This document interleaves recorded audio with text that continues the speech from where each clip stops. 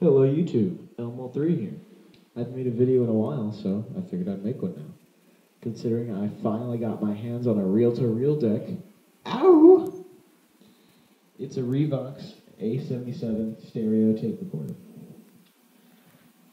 And from what I can tell, these particular models of Revoxes, the A-77s and the B-77s, were quite legendary models. And you know, I didn't realize until after I got it. I bought this at a shop like 2 minutes from my house called Grooves and Tubes. They sell used vinyl and vintage electronics. Cassette Master, you would love it there. They have some pretty damn cool stuff. They have old radios, you know those old vintage 50s suitcase players. They have old radios. They happen to have a green radio there too. But yeah, pretty cool shop. I got it for about $200, which is like astronomical compared to what Cassette Master gets for his players. I mean, he gets them for like $10, $20, $30. I mean, that's insane. How do you get such good prices, man? Although considering the condition this thing is in, $200 was well worth it because it sounds great. The sound that comes from it is very, very lifelike. You know, it's one of the best quality reel-to-reels that I've heard in person. Now, I'm not sure exactly what MK this is. It's probably MK2 or 3 in terms of the model of the Revox player. I'm guessing that this was made in the late 70s because it has Dolby. And Dolby was invented sometime in the late 70s. So at least that's what my knowledge was. Don't quote me on that, I'm not sure, but I'm pretty sure that it was invented in the late 70s. Or at least started to come to the consumer market of recording equipment in the late 70s. Anyway, let's get to this player. It uses 1/4-inch tape. It has 2 channels. It can do 70, yeah, this is totally a record player. The speeds it has are 3 3/4 and 7.5. And if you look at the control for the speed, it's a little interesting. If you notice, it has a bigger circle and a smaller circle. And the bigger circle is for the bigger reels, which are on there right now. And the smaller one is for the smaller reels, actually. They made it incredibly simple to select the difference. As you can see here, we have the meters, and of course the left one is only going because I'm on the left channel. And of course we have the 2 levels. What's weird is it looks like a knob was replaced here because it's not the same. It has left and right, like this is a balance thing, and it's not. This is a volume knob right here. It's a little weird. But then we have the mic ports for channel 1, 2, the port for headphones. We have the balance right here, which I think is where this knob should go, but they put it on wrong. And of course, volume right here. Now, the thing about this player that I like is it has knobs around the knobs. Right, you can have this thing on stereo, channel 1, channel 2, or mono. The one on the balance has calibration, input, and tape. That's the source, basically. Not basically, it is. And on these 2, they're exactly the same.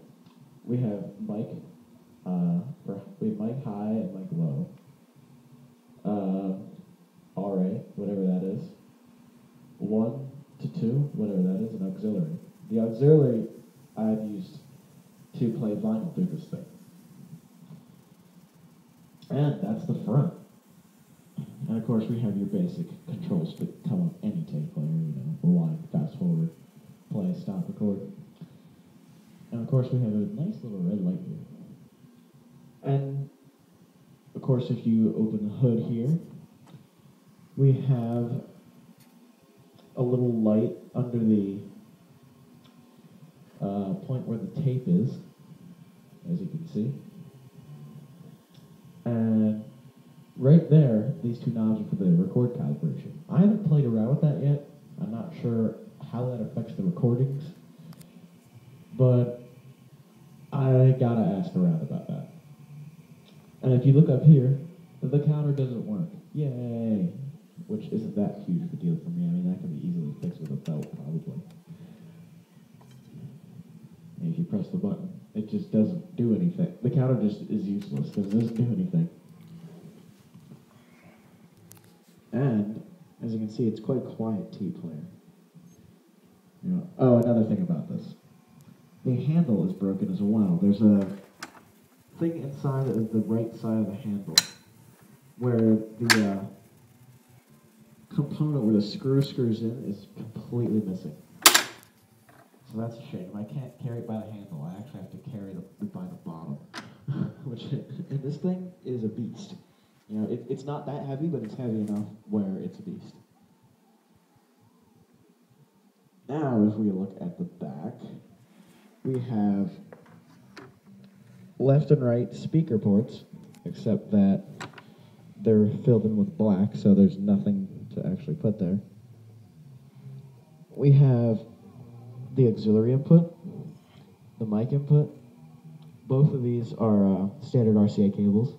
We have the radio input DIN, and we have the outputs for channel 1 and 2, which are also standard RCA cables. And as you can see, all the cables are gray. Yeah, that's a true sign of the old days. And there's also there's like a tag on here that's all in German. I'm not quite sure what it means. I think it's a buy this. This thing is awesome sort of tag. But yeah, this is the Revox A-77 reel-to-reel deck. With this reel-to-reel deck, I managed to get tape head cleaner, free tape head cleaner. Yay. And I got, this is not an actual tape, this is just a take-up reel for the smaller tape. I also managed to get 5 tapes. I got 1 of the smaller reels and 4 of the bigger reels. That's a lot of tape. So if 1 tape fails, I have plenty more tape. I also managed to pick up a pre-recorded tape out of the late 60s. West Montgomery, down here on the ground. Very, very interesting jazz. It's kind of late 60s groovy jazz. But for right now, I have a few shout-outs to make. Cassette Master. I recall you saying once that that analog tape beats digital. Analog tape rocks, to quote you. Well, I have just the guitar riff to prove that point. Here it is.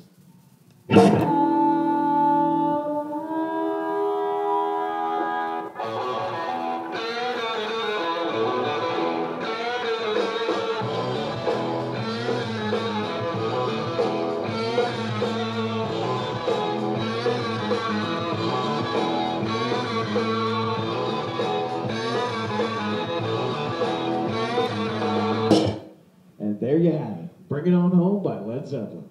Perfect song to demonstrate that, in my opinion. But yeah, that's the sound of music on a reel-to-reel. Now keep in mind that that particular cut of Led Zeppelin 2, I recorded it from the vinyl. They mixed Led Zeppelin 2 like crap originally. They used a lot of limiting and compression, which made it, it makes it sound like it's coming off of the radio, like an FM radio. But it does demonstrate how much this stuff rocks, in my opinion. Either way, it'll give you the most exact sound to that possible. On this machine, at least.